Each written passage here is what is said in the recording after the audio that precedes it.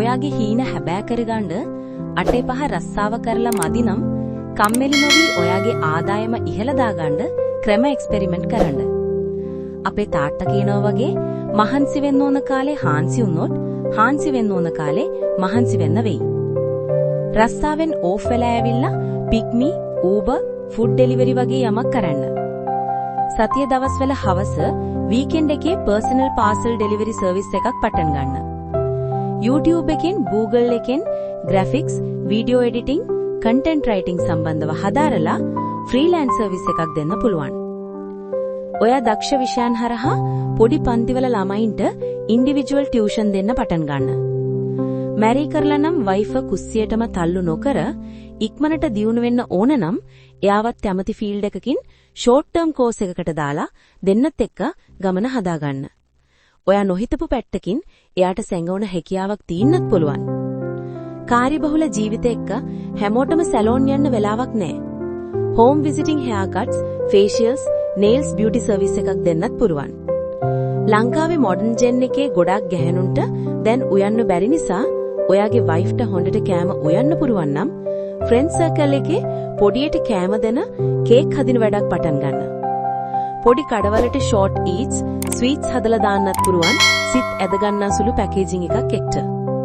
Sweets ලොකු market එකක්. Wife creative නම් එයාට ෆැෂන් ඇක්සසරීස්, විසිතුරු භාණ්ඩ, ජුවල්රීස් හදන්නත් පුළුවන්. උදාහරණයක් විදිහට සිප්පි කටු වලින්. ගෙදර පොඩි විසිතුරු මල්පැල තවාණක් දාන්නත් පුළුවන් ලොකු මාකට් එකක්. YouTube channel එකක් කරන්න පටන් ගන්න. ප්‍රොෆෙෂනල් ඇක්ටිං කැමරා ඕන නෑ. එදිනෙදා වින ෆනි සිදුවීම්, කුකින්, ට්‍රැවලිං, ඩයිනිං, බබාගේ, ගෙදර සුරතලාගේ කන්ටෙන්ට් හදන්න පොඩි පොඩියට ඇගට බරක් නොවෙන්න. අලුතෙන් ඇඳුම් ගන්න ගියොත් ගණන් වැඩි නිසා ගෙදර ඉඳන් මිනිස්සුන්ගේ පරණ ඇඳුම් වල පරණ වෙලා ඉරිලා තියෙන කොටස් ක්‍රියේටිව් හිතලා රීප්ලේස් කරලා මොඩිෆයි කරලා මහලා නැවත පාවිච්චි ගන්න සර්විස් එකක් දෙන්න පුළුවන්. ස්ටොක් මාකට් එක ගැන YouTube එකෙන් හදාරන්න. long term. ඔයාට දැනටමත් හොඳ නෙට්වර්ක් එකක් ඉන්නවනම් අනුන්ගේ ප්‍රොඩක්ට්ස් ඇෆිලියේට් මාකටිං කරන්න පුළුවන්. පිරමිඩ් සීන් නම් කරන්න එපා. ගුටි කන්න වෙයි. ඔය දෙන්නටම තවම බබාලා නැත්තම් හස්බන්ඩ් ඇන්ඩ් වයිෆ් දෙන්නම වැඩට යන ගෙවල් වල යාළුවන්ගේ බබාලා බලාගන්න වයිෆ්ට ඩේ කෙයා එකක් දාලා දෙන්න. ගෙදර බස් පාරකට ළඟයි නම් ඉඩම ඉඩ තියෙනවා නම් ලෝ කොස්ට් එකෙන් බෝඩින් කාමර කිහිපයක් ගහලා ස්ටුඩන්ට්ස්ලට, ප්‍රොෆෙෂනල්ස්ලට රෙන්ට් අවුට් කරන්නත් පුළුවන්. පුංචි වාහනයක් තියෙනවා නම් 3-wheel එකක් හරි කමක් නැහැ. හොටෙල්ස් කිහිපයක් එක්ක කතා කරගෙන FB page එකක් හදලා travel groups වලට join වෙලා ඒ හරහා ලංකාවට ටුවරිස්ට්ලා අද්දන්න ලෝ කොස්ට් පැකේජ් එකක් හදන්නත් පුළුවන්.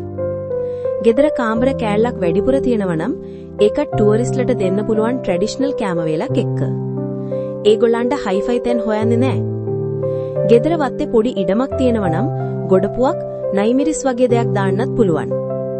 ෆේල් වෙන්න බය වෙන්න එපා. මමත් බිස්නස් 3ක් try කරලා ෆේල් වුණා. අපේ තාත්තා බිස්නස් 11ක්, සීයා බිස්නස් 2ක්. එක පාත් එකයි හරියන්න ඕන. ඒකෙන් ලොසස් ඔක්කොම රිකවර් කරගන්න පුළුවන්.